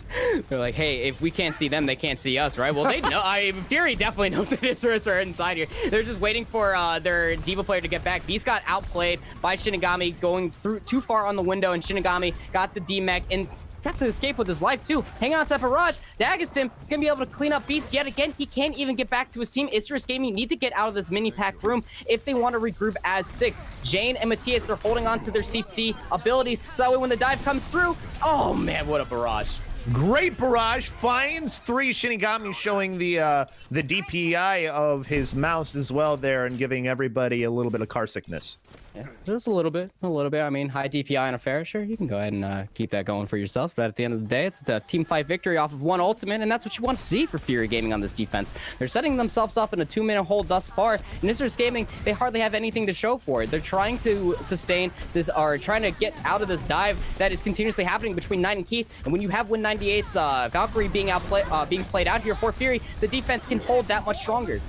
Ravage using the Primal Rage into this fight, self-destruct, finds himself as Zenyatta to try and throw into a corner. Express has to use the Transcendence. Huge ultimate that is taken away from the side of Fury is the one thing. Even though this fight is not going perfectly for the side of Isurus, they are getting eliminations now thanks to some great work from one of their tank players in Ravage, and DDX is popping off on this Zen. Yeah, DDX is actually going hamburgers over here, Labasco, and this is what you want to see. Swapping off the Ana and landing a little bit more Orbs of Destruction, and all of that armor being underneath the shielding. I can sound like a broken record, but a 300 HP Zenyatta is not a target that you want to dive anytime soon. Fury Gaming are going to take their swaps. 4-point B defense, but Shinigami holding on to this Pharah. It's going to be hard to implement this barrage. There is a very low skill ceiling. I'm sure most of you know on point B attack as Isurus Gaming look to get this attack and snowball attempt. The Transcendence for DDX is going to be the most difficult thing for Shinigami to cut through, but if he gets close enough with the Rocket Barrage, you can outdamage it. Transcendence used here early from DDX might have been incidental. There wasn't anything that caused him to have to use it, and Shinigami just waits for it to end, takes out Jane. Only problem is Shinigami loses their life. Express, though, doesn't care and takes down DDX. Beast, though, countering back, eliminates Keith, so this back and forth fight. But if it's back and forth, that generally goes in favor of the defensive team because they have the closer respawns. Keith able to take down Matthias on that Brigitte, and now looking for a little bit more. Beast does get Dagosteam out of mech. That could be good for the next fight that ends up happening, but Beast might get sacrificed here. Self-destruct ends up used onto point. That's Ravage able to eliminate Shinigami. Keith does get Beast before Beast can get back into the mech, though, is the only thing. That was a more than lost team fight there. Matthias got dropped at the beginning of that team fight. They didn't have their the Brigitte available, so Beast could have taken the full reset for Isurus Gaming, and now it's all just ult economy being heavily in the favor for Fury. But Ravage looks to spell a different end of the story. They're gonna re-attack this point underneath the rally, and Isurus Gaming are looking to start their capture. They find the first tick. Win98 has to use the Valkyrie to escape from Ravage, jumping back onto the point now and getting a sound barrier is the Winston tank player for Isurus Gaming. Knight has switched over to the Tracer just to make sure to get back quickly. Keith has found himself a Zenyatta and a Lucio that he's forced away from the rest of Isurus Gaming. So Isurus with two of their supports gone, but still fighting on the point. Transcendence back in, and Beast fells Keith. Good start here for Isurus Gaming. 3:08 left to go. They're trying to have a larger time bank than Fury. Still a lot of players left on this point. Dagosteam gets caught into the Graviton Surge here. Ravage and Matthias looking to eliminate him out of the map. Beast and Matthias coming back in, and they're able to find these eliminations. Finally, Keith onto the point here. Ravage is using that Tesla cannon to force him into a corner, and he's been bullied by the rest of this team for Isurus Gaming as they are going to get control of this point. Kill the Lucio before he can get back into spawn, and they're almost there, just a little bit more, and they will have a larger time bank. Taking advantage of the more members on the point, the longer it takes for you to spawn back in. If Express made it back to the spawn room and got the heals that he needed from said spawn room, he probably would have been able to speed back out past the Brigitte so that way they could start the overtime. But now we find ourselves in that deficit that I was hoping that Fury wouldn't find themselves in. They will come out here on attack first. Isurus Gaming had the larger time bank, so they will be defending first as they come out here. They want to stick true. Ravage's Winston has been a very, very thick thorn in the side of Fury. Those dives have been very strong, displacing all of the cooldowns for the entire team of Fury, but more importantly, really showing the lack of utility that Moira can bring to the table when this fight occurs. But Fury, with a lot of bright spots, their three tanks have been playing very well together when they come out here on this 3-3 composition, Labasco, and if they continue to play that game, this could be their defense here. Or their attack, rather. Sorry. It's definitely a possibility. We know Isurus Gaming, at the very least, they know what they want to do. They're going back with that comp that we saw just a little bit ago. Maybe they think they can have a little more success here this time. That's what they're looking for too, and that's part of the reason why Fury want to come out here with a 3-3 composition. I mean, you could try to flex, you could try to come out here on a Doomfist and try to look for that cheeky punch, but at the end of the day, you see so many teams playing the 3-3 composition because it is meta, folks. It is very strong, but Jane, on the other hand, with this Sombra, looks to bust that apart, coming on stealth, getting a little bit of ult charge, not going for a cheeky hack, but never in the end, trying to build towards that EMP to stop the goats in their track. Well, Beast finds Shinigami at the beginning of this fight. Jane teleporting up using that translocator extremely well. Hacks on to Knight. Knight can't do much now, but Knight's not really too worried about it right now because they have control of this point at the moment. Beast able to get Dagos Theme out of mech at the very least in this fight, but it looks like it's a matter of time before Fury's respawns come back in. Win 98, eliminating Jean as well is a great start. Fantastic start, and the spawn room advantage heavily in the favor of the attackers. They do have the mana advantage. They have the oppression available. Shinigami will be going back towards the spawn room, just coming out on the hamster so we can make back to the point in time. Probably going to go back over to the Brigitte because they look for this snowball. I mentioned on their previous attack that they did a good job of utilizing their ult economy effectively, and Knight will have that Graviton Surge. That was the starting out for all of their attacks and gaining of their ticks. But Jane, on the other hand, take a look at that. We'll have the EMP. Gonna have to be a little bit more dispersed for Fury. Don't stack up too heavily, otherwise you will all be hacked once more. EMP comes out first, and of course, that will spell disaster for the side of Fury. But the nice thing is 47 seconds left. They have enough time to regroup. They have to get eliminated here quickly. Can't get caught out right now. If you're the side of Fury, they're just gonna take the quicker route and just go off the side of that mountain there. And that's the fight that you want to take as Fury, right? You want to absolutely save as many ultimates as possible, but exhaust as many from Isurus Gaming. The only problem is that Isurus won that team fight off of an EMP. So take a look at that. It's about to be a 5-stack of ultimates that Fury have to break through of Isurus Gaming, the Transcendence most effectively. But I am most excited to see where DDX places his nano boots, probably over to Matthias to finalize this last bit of his ult charge. And there it is. Self-destruct though, or sorry, Graviton Surge pulls in to stop him from being able to do anything is the only problem. He's still able to stay alive though thanks to Transcendence. Beast takes down Keith in the start of this fight. Isurus with those eliminations coming out, although they have to get through a sound barrier now here from the Zen, or from the Lucio's the only problem in Express, and they continue to do so. Isurus finding those last few eliminations, and they wipe out the side of Fury as they now have their win condition set.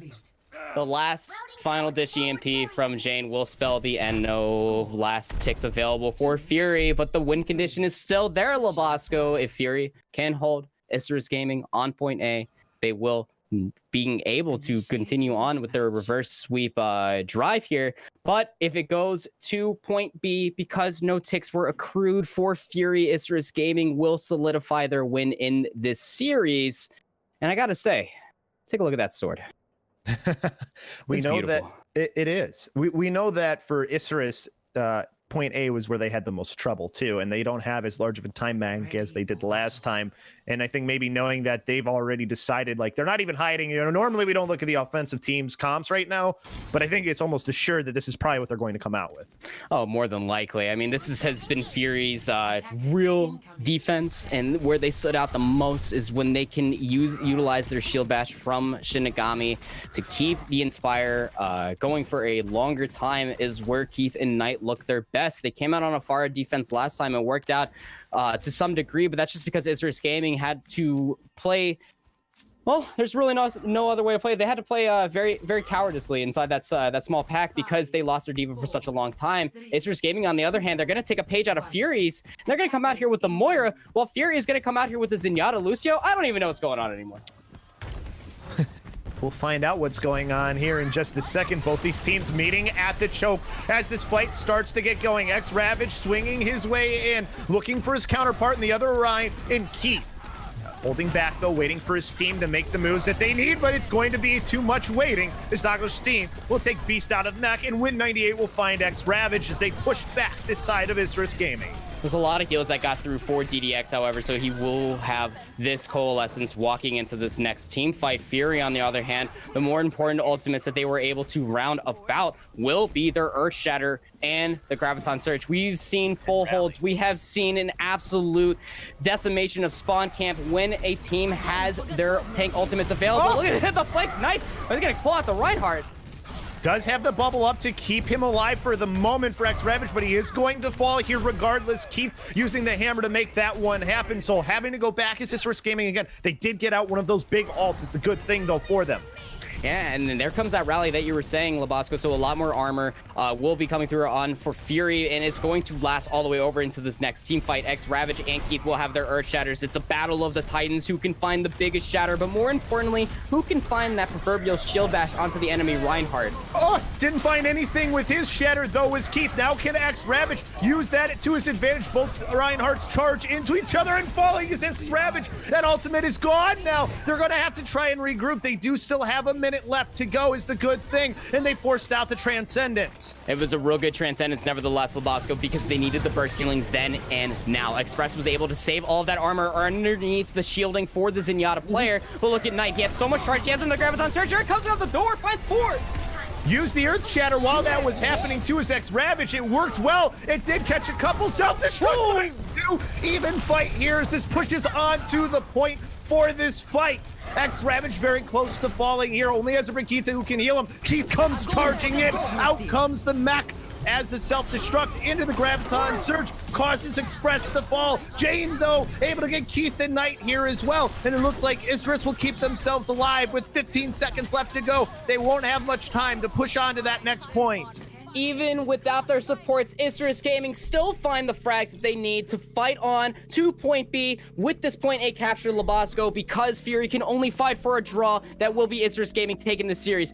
But does Fury have what it takes? 30 seconds left on the clock for Isurus Gaming. They only have the sound barrier available with no tank ultimates in their pocket. It's a battle of the sound. Fury will be having their Earth Shatter here momentarily. And as the snowball comes through the charge off the play, he has no way of getting the shatter off to multiple targets.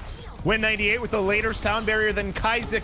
Timus, though, is able to take out Keith in the beginning of this fight. So good start here. Win 98, though, finds Jane even on either side with a player down. 5v5 at this point. Graviton Surge finds nothing here. Isurus with the Coalescence coming out. Dago's team does get Beast out of mech at the very least. Overtime meter is going. Earth Shatter comes out. Doesn't find a whole lot, but Keith is able to still push forward. Earth Shatter from X-Ravage. He does manage to get down. The Zarya only problem is self-destruct up into the air. Have to stay on the point. Shinigami able to get out Matthias here, and it looks like they're going to be able to start coming back at the very least is Isurus. Have Knight still and win 98, and Dago's team on the point. Express coming back in. We know the respawns are closer for the side of Fury as well. Self-destruct needs to find something here. Able to stay away is everyone. Knight so close to falling in this one is the only problem. Able to use the barrier to stay back up, and the respawn's going to be too strong, it looks like, from Fury. It looks like we'll have ourselves a draw. Jane just doing as much as possible on this one, but it's not going to matter. Fury will cause the draw here, but Isurus Gaming will get the win. Yeah, Isurus Gaming will walk away with the series victory, but Fury able to hold off for the draw, and that is where they look their strongest. On the tried and true Zenyatta Lucio composition, it's just way too strong. Labasco speed, Discord Orb, with the last ditch rally coming out there from Shinigami at the end, gave enough healing over to the front line and enough sustainability to solidify that draw. And you really gotta tip your hat over to the new DPS lineup for Isurus Gaming. Matthias came in here, and you could almost assume that he's been playing with these the members of Isurus Gaming for quite some time, because that synergy in between X-Ravage and Matthias is absolutely stunning. Incredible from them, and there's no doubt that this is the best showing we saw of Fury on a map too. I mean, causing the draw to end up happening, it was super well fought, and they started to look a little bit more synergistic at times as far as when they were running 3-3 comps. I mean, for a while there, it looked like they were the better 3-3 comp when they were holding on that first point defense. I mean, Isurus was eventually able to take it, but it took so long. As we see here, the Coalescence in the corner from Win 98 was their first win team fight, where they had a pretty large advantage here going into this, but it was the second point where they had the most trouble. I mean, they had darn near 7 minutes walking in here. The snowball was so crazy, but that EMP was absolutely manic. It really spelled the end for the attacking time bank for Fury onto point B, because that proverbial ult bank for Isurus was just too strong. They couldn't break into that bank effectively, so Fury always found themselves going in every so often. Next team fight will have these ultimates. Next team fight will have these ultimates. They didn't get as big as a time bank for their secondary attack, their extra innings, if you will, like Isurus Gaming did. I just got to say again, I mean, Matthias came out here looking very strong. You can see here on the replays, his Doomfist coming in very effectively, very clutch at times too. Dagasim, on the other hand, couldn't carry his team enough. He found that self-destruct at the end for that point A defense. He found both supports, keep in mind you, for Isurus Gaming, but it just wasn't enough. The damage dealers, the tanks for Isurus Gaming were just too much for Fury to handle. The one thing too, they held their alts for so long. I mean, you said it was a good thing to do because you have to wait for that opportune moment, but did they wait too long at times? Because I mean, I think Knight held on to a Graviton Surge and 2 EMPs were built up on the other side. So at one point, it's good to look for those good opportune moments, but how long is holding on for something like that? How long is too long? You can try. Well, you could try to wait for the most perfect Graviton Surge in the world, but if you are too late and too hesitant, it's going to get shown, especially on the battlefield, as most Zarya players know, that when you have all of that charge in the world, you can try to get as many Graviton Surges as possible, or you can try to land that one big grab every other team fight and win the fight effectively. You really don't want to be holding on to those ultimates too long, Labasco. The most important thing is that you want to use both tank ultimates, or I guess the two more important ones, the Graviton Surge and the Earth Shatter, in cohesion with one another. That if your Reinhardt is building Earth Shatters time and time again, you should use that first, and then the Graviton Surge if the Earth Shatter isn't enough. But you can see that that's just the slight stumbling in the chaos that is 3-3 compositions. There's so much going on the screen at one time for these players that the ult tracking can get a little bit thrown off. The in-game leading can get slightly stumbled, or even if the in-game leader does fall in the middle of that team fight of point B attack of Hanamura, then who's really going to be leading the rest of that fight, and who's going to be calling out for what ultimates to be used? I think that's a good point. I think the other thing too, you have to be aggressive, right? I mean, especially when you're the team attacking and the other team, has EMP, isn't the best way to fight an EMP to sort of make it not matter, right? If you can be the aggressor earlier, because the EMP obviously negates anything you're going to try and do. And I mean, because when you think about when they finally did use Graviton Surge, what was it that there was an EMP that came out, but everybody was caught in the Graviton Surge, so it didn't matter. That's right. So I guess like is that the best way to counter when you're in that sort of thing to happen? And will that even come into play when we talk about Dorado, which is where we're going to next? Well, Dorado itself is a very Reinhardt-heavy map, and just like Hanamura, it could be Keith's moment to shine, unless one team decides to go super monkey and try to dive the enemy backline. Then we could see a little bit of a different story to be played out. But to go back to your question, Labasco, it's more about what I was previously speaking about in a couple maps back before we went to the halftime, is that what Sombra brings to the party against a 3-3 composition is lack of abilities. And when you don't have the speed boost, even when you get EMP'd, you can't really aggress onto anything. We talk here at Overwatch that there's always those heroes that you can try to ignore until they really become a strong thorn in your side. It used to be Tracer. You can ignore mediocre Tracer players until they actually start one-clipping you. Some Pharahs don't land those direct rockets, so that's not really that big of a nuisance that we have to be dealing with. Sombra, you can't let unchecked. She's going to land a hack off. She's going to be there getting a burst amount of damage because her spread pattern is so small now that no matter what she's spraying into, DPS, supports, or tanks, more ult charge will be there. More importantly, you have to stop the hacker from taking away your abilities. And that's something that they struggled with a little bit at times. When they did finally win the fight, it's when they did exactly what you said. They made they made their abilities work before they could be taken away. So Dorado, a map where we can see Sombra, a map where we can see plenty of these things.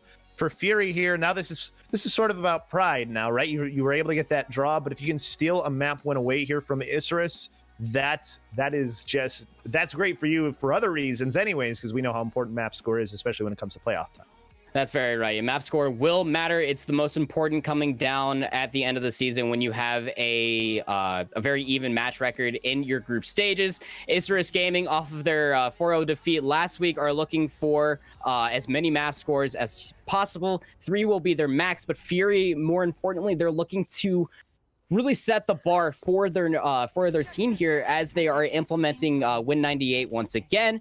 How strong will this team be going into the later weeks? Because this is week 2, Labasco, and though Fury will be going down and or having 2 losses on their series record, it's going to be make or break in the games to come for Fury. How can they sustain themselves against teams like Isurus Gaming that understand the meta so well? We've seen Fury misstep when the enemy are running Zenyatta and Lucio, but now they're pulling it out themselves, and towards the tail end of Hanamura, it was very strong. So Fury coming out here on their attack, they're going to come out here on the dive just to displace anybody onto this building, and it's working out very well. They don't have the burst healing available. There's a lot of pride on the side of Isurus Gaming, and you saw that here today, and that's what got them the win. But right now, pride doesn't matter because Fury, with the 2 quick eliminations, will be able to get advantage on this cart and get it pretty quickly through this choke. Express has a diva in his sight, whose Beast is just trying to stay on cart for as long as possible, but looks like Beast will lose that mech to Shinigami. Yeah, time will be stalled out, so that way Isurus Gaming can get another I suppose, a recontest for this next attack before the payload captures Labasco. But Fury are able to build up these ultimates very quickly. Daga's team is being a nuisance on this front line, getting a lot of good damage off against the enemy tanks of Isurus Gaming, but that just means CDX is able to heal more. He's able to get the nano boost coming out here momentarily, but gets Goomba stomped instead. Goomba stomp from Keith, and now Goomba stomping onto a Zenyatta, and the punch to help finish it off with the help of Daga's team. Yeah, and this is just what I'm talking about. The dive tanks for Fury, they are working very well with one another. They seem to be everywhere at the same time. And Isurus Gaming, they can't do anything about it. You can try to pull out with the Sombra and the Doomfist, but that's a lot of if damage. If you land that punch, if you land that hack ability onto the backline of Fury, you might be able to do something. But Fury, there are very quick heroes besides the Brigitte and the Zarya, so it's very difficult to find those skill shots for Isurus Gaming. A lot of players up on top right now. Ravage looking for an opportunity to dive in, waiting for that dive maybe to come in from the other side from Keith, who has his Primal Rage available in this fight. Out comes Jane. First EMP on top there. Didn't see how many it got. It did at least catch one because Shinigami was caught by the self-destruct. Jane following up onto Keith as well, and it looks like Isurus Gaming might be able to take back control of this cart here. As soon as they start to move onto it is the only thing. Doppelstein so close to falling. It's a good thing he picked up that mini pack too. Express will fall. Isurus Gaming picking up a final elim at the bottom of this fight will beat both supports. Knight being called out or caught out too. And Keith, what is going on here? Fury, please regroup, recontest the 6. And take a look at Isurus Gaming. When you overstep your boundaries like that, and you give so much ult charge, this is going to make Isurus Gaming play very aggressively, pushing into your spawn because they have the tank ultimates available. More importantly, that Primal Rage for both sides, Fury and Isurus Gaming respectively, could be the spelling of this next team fight. Knight's going to have a Graviton Surge, and underneath the rally of Shinigami could get a little aggressive to pull the supports off the high ground, but Kaizek is just hanging out with his Transcendence, ready to stuff that in its face. Beast gets caught out and loses mech, loses their life as well, thanks to a Primal Raging Winston and Keith. Looking for someone to drop onto was Matthias, couldn't find it. Instead, we'll just go back, and in the meantime, Ravage makes the Primal Rage work, and kind of just needing to regroup and not sure what to do right now is either sides, but we had a very quick pause there, and we're already starting to come out of it. That's one of the best ways to get a regroup, right? You get that quick 5 seconds with the pause so that you can get a nice little mental reset. But I like how you say Ravage found everything with his Primal Rage while Keith did not. Fury using 2 ultimates in the past 30 seconds are going to be a little bit under in this next team fight. Self-destruct coming through for Beast. It's not going to find anything but a couple dust effects here. Matthias is going in yet again very aggressively, and the EMP is already used for Isurus. EMP used along with the sound barrier, though, by Fury, so the EMP doesn't really matter. Nobody ends up falling. Knight with that Graviton Surge looking for an opportunity, and it gets eaten, though, is the only problem. Self-destruct up on top. Nobody gets caught out. Kaizek's able to use the Transcendence to make sure that they stay alive, so you still have Zen available in the fight. But Express falls in the back line, trying to dive onto Express, and Express makes him pay for it. And it looks like Isurus now is being forced back. Yeah, Express is going crazy over here. Look at it on this flank. Real good job coming out here for the Zenyatta player, Fury, finding all the orbs of destruction, landing a multitude of Harmony orbs in a clutch moments of time. That final headshot onto X-Ravage for the final blow really spelled the end of that team fight and the entirety of Isurus Gaming. They couldn't even see that Zenyatta over in the corner, almost taking a page out of his, I suppose his trainee's book, right? Genji's supposed to be the ninja, not the master, but Zenyatta is actually being fantastic at hiding in the corner of the bank. That's why he's the master, though, right? That's because right. he can do everything. Yeah, How so come? right. Shinigami finds Jane, so this card's going to start moving again. Taking out another one is Knight, as they now look for a couple more eliminations, but maybe overstepping their boundaries here as Beast, DDX, and Kaizek come back in and swing this back into the favor of Isurus Gaming. Swinging that flail at the end of that team fight, Shinigami able to find DDX with the spawn room advantage in comparison to where the card is in the favor for the defenders, which is Isurus Gaming. X-Ravage, again, with that Primal Rage, was able to stay alive and further his dive into the back line, finding Express, like you mentioned, Labasco, and that's going to be Fury looking for the regroup. D'Agostine will jump off the edge to get a full reset with his team, nearing 80% for his self-destruct, not wanting to give up that ult charge. Fury will have a plethora of ultimates. They're about to have that patented 6-pack of ultimates walking into the Lumerico power plant here on Dorado last. So Isurus Gaming falling a little short on building their ult economy, but Beast self-destruct, is he able to find one or two? Fury Gaming is going to have to regroup once again. And we know how hard of a point this third and final one is to take on Dorado. Self-destruct used first here by Isurus Gaming, and Express catches Beast out before they can get back into Let's mech. go. So Express, with that great start, taking down Beast is huge. Keith using the Primal Rage, displacing players into the Graviton Surge goes Kaizek. I don't know how many ended up getting with that. D'Agostine takes out him anyways with the self-destruct. Primal Rage by X-Ravage in response. Jane falls Keith in the meantime. So it looks like Isurus will get control again. 6-pack of ults didn't really matter is the problem for Fury. 6-pack ultimates, a couple of them got spilled on the walkway into the power plant. Labasco, the most important part was that Shinigami and 198 died early on before that combo even came through. So the Graviton Surge self-destruct combination mean absolutely nothing for Fury. This is kind of going back to Assault here for Fury. They need all 6 members to almost really gain momentum onto this last point of Dorado, and a couple more ultimates to go with their name. They were able to use a multitude of ultimates, but so were Isurus. So we're kind of in that eye for eye where Fury has a sound barrier, but Jane throws out the Graviton Surge.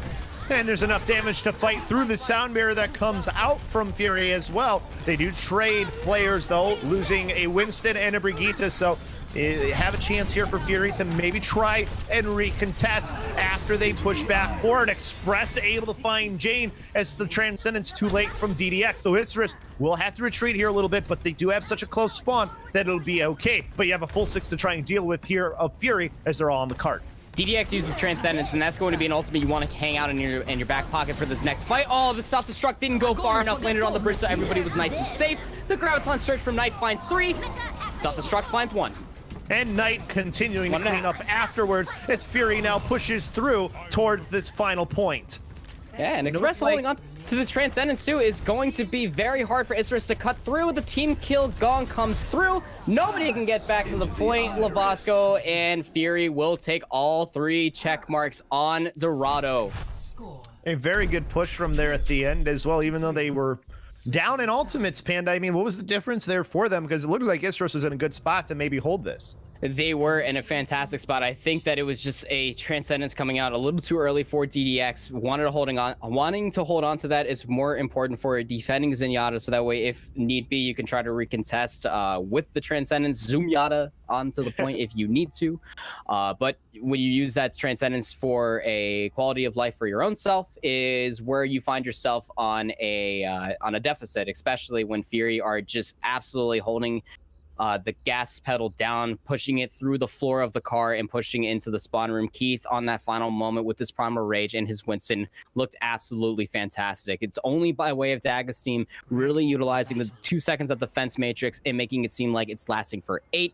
And then the projected barrier from Knight's Zarya is just keeping Keith alive so much further into that dive. And I'm sure most of you at home, you're probably wondering, when you have these 3 supports from every team as of late, the Brigitte, the Zenyatta, and the Lucio, how do main tanks just stay alive? It's just that. It's smart Methodical play from the entirety of your team, the armor pack with the Brigitte, the projected barrier, defense matrix, it does wonders to keep your main tank alive.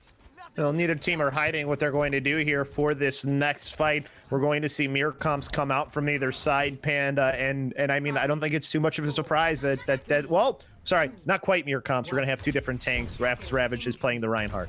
And that could be hard for Isurus Gaming to, I mean, sure, you can stay behind the shield and you can try to move with the payload, but Fury, they're moving on this core dive concept with Keith and D'Agostino, Winston, Diva, respectively, playing above the building and looking for any targets, but this is just the nuisance of it. Dropping onto the cart, stopping in its track, and almost baiting anybody from Isurus to take the fight onto the onto the tanks of Fury above this building.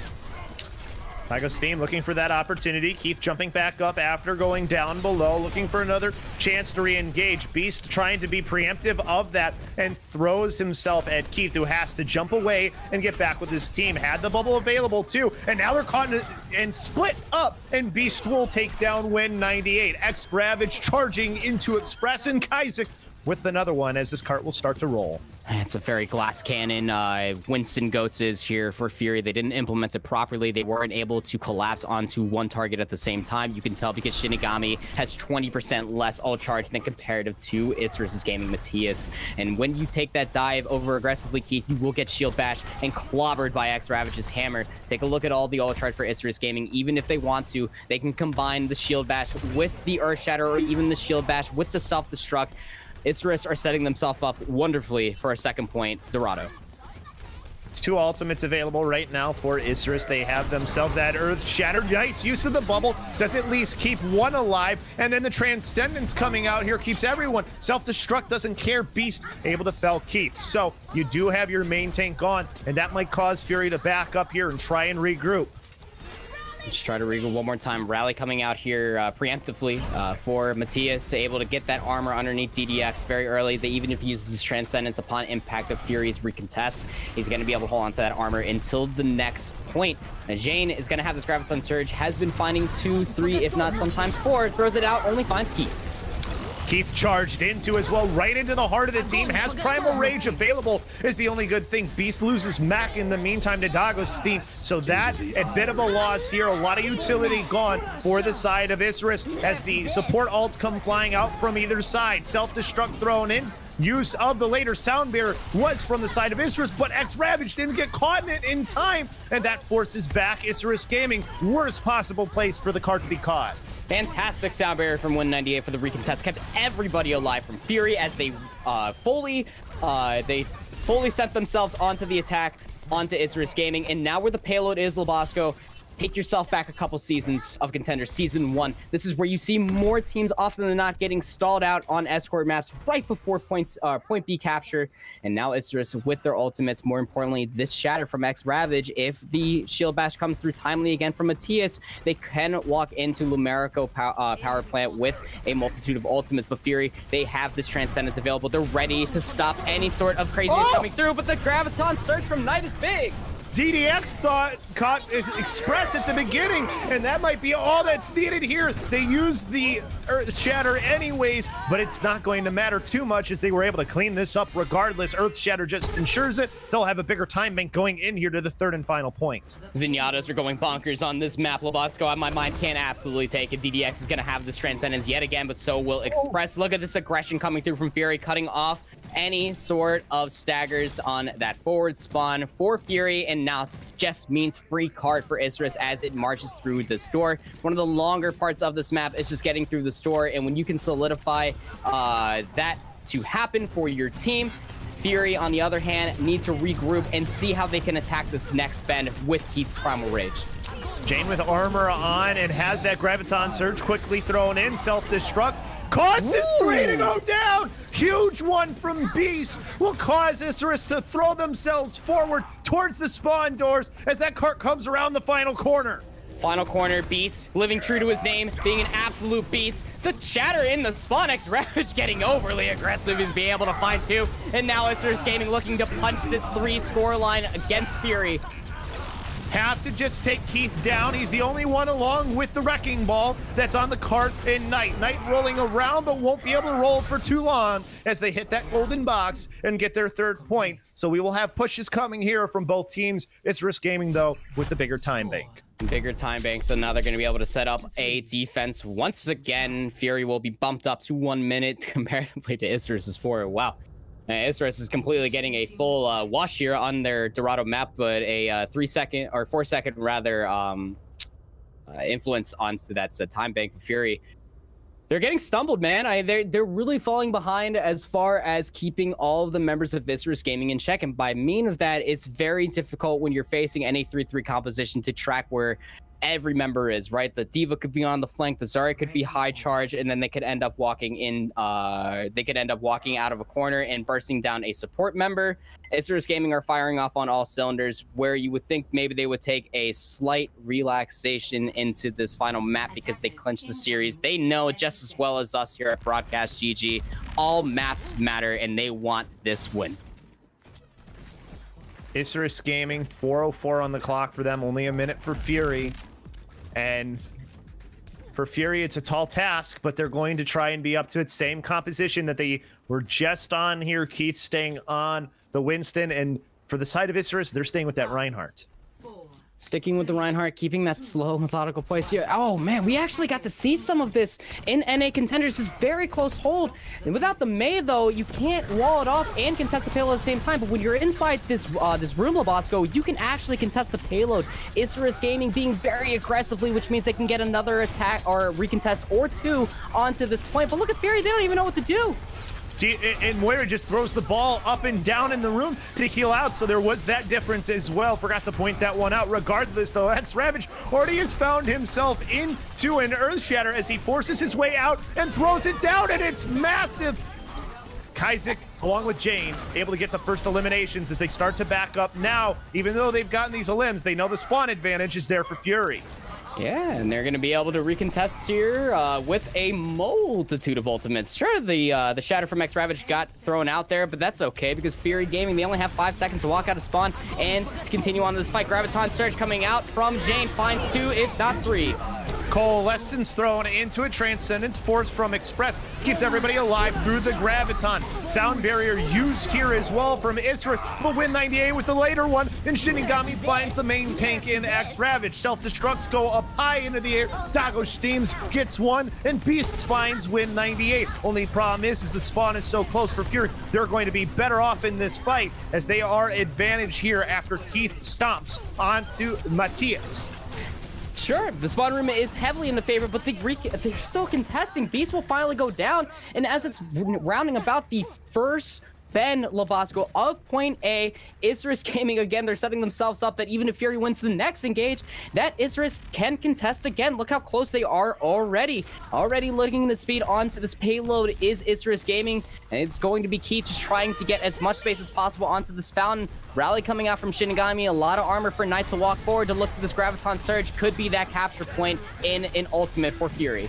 X-Ravage so close to having himself another Earth Shatter, but Sound Barrier not going to come out. It's going to be Knight instead, using the Graviton Surge to find 2 here. Zakar gets so close to that point. Graviton Surge only catches the Transcending Express. Self-destruct in a place where they can use the cart to hide is the only problem. Fury's still with the advantage. Matthias falling, and now the D.Va just trying to escape in Beast, but can't do it, so they will get through these doors. Long team fight, and that's what Brigitte will always bring to the table. Elongating team fights means that Isurus find themselves down a few pegs. They will have a Sound Barrier and an Earth Shatter recontest this point with, but any capture points going over in overtime Labasco is something you hate to see as a defending team. Fury, on the other hand, they are already taking away the high ground, so Isurus can't even contest it. X-Ravage hanging on to this Reinhardt might be a minor misplay, even holding on to the Earth Shatter because he can't even contest the high ground.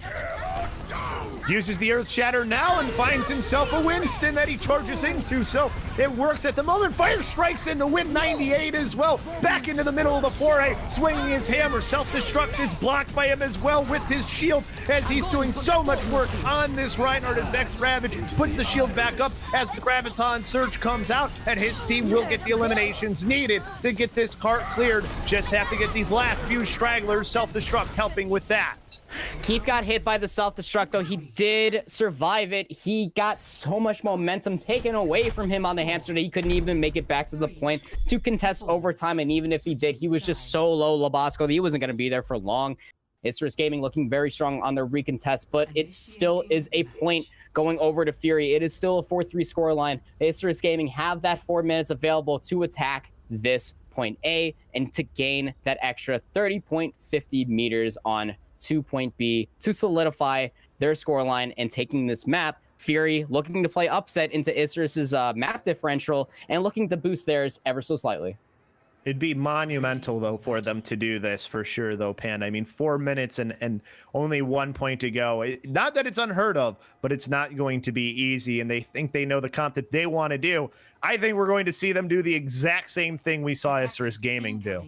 I don't see why not. I mean, it's working out so well for so many different teams. I mean, The only difference is that Isurus didn't take out that Mei. I would almost say that if Isurus did have that Mei on defense, they would have never been dislodged from that room. Fury, however, they're going to play that standard style. I don't believe that they're going to be holding on into that room. It'd be a little bit of an over-aggressive play. I say that, but take a look at your bottom right corner. Keith's in there. They're going to do it. They're going to be cheeky. They're going to try to play spoil to Isurus's time bank, and it's so smart. Any time shaved off of this attack is going to be devastating. The Reinhardt, they know they're there, though. The Reinhardt Amber was poking out, so they know that they're in there is the only thing. They have the two. They're going to go with Farah to shoot into this room. That's shooting into it. That's like shooting fish in a barrel almost. You can't even wait, and they're trapped in there too. Look at Jane. Jane actually swapped over to the Junkrat just in case they were stuck inside that room. Beast is going to be right there for the cleanup, and now Fury, they're going to have to run with their heads tucked under so if they want to get another recontest, because they already lost their main tank, but they will have a coalescence available for this next team fight. They lost the Diva mech as well. Huge loss for them there. They need they need to get Dago's team back in the mech is the only thing. But Matthias still throwing out those rockets from above and has a barrage already in this fight. They also have Reptire, so 2 great DPS ults that they'll have to try and go through. Yeah, fantastic usage of this, I guess the spawn room for Isurus Gaming, just really snuffing out, understanding if Fury Gaming could pull out that cheeky play. The barrage from Matthias finds 2. Massive ultimate there. They still have their Riptire available as well. This cart's going to get going once again. I mean, used it at the right time, Panda. He saw the coalescence, and that was when he decided to use it. Yeah, you can't burst down anybody with the coalescence. Look at Jane sticking out here on the Junkrat. You know that there's so many members at home happy to see this Junkrat being played on Dorado. Daga's team will throw out the self-destruct. Won't find anybody. Almost wishing he had that in his pocket because the self-destruct Graviton Surge combo could win them this next fight. But Shinigami about to have this rally is going to be a very strong ultimate for Isurus to try to cut through, but they still have double specialists, grenades and rockets. Oh my, here comes a Riptire. Super early sound barrier too, so this is going to be able to get 1. It only gets expressed when 98 had the shift available, but still huge loss as the rest of the front line is falling. Isurus Gaming pushing towards these doors. Still haven't opened them yet, just have to find these last few. They don't have far to go. 2 minutes left to do it too. 2 minutes for 30.5 meters. For Fury, they're going to try to get this defensive. Look at that snipe. Daggus, dude, you poor soul. Really actively using that passive of Pilot Diva getting staggered out there. Express being found by Jane, and now Isurus Gaming looking relentless. They're pressing forward, trying to find any